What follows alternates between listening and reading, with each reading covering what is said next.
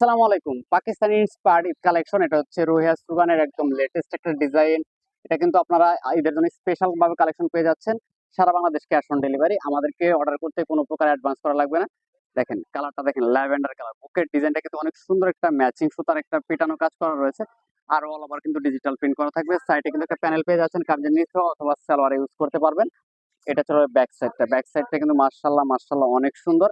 পাশাপাশি হাতার কাপড়টা পেয়ে যাবেন আলাদা, যে কোনো বডিতে হবে ফ্রি সাইজ।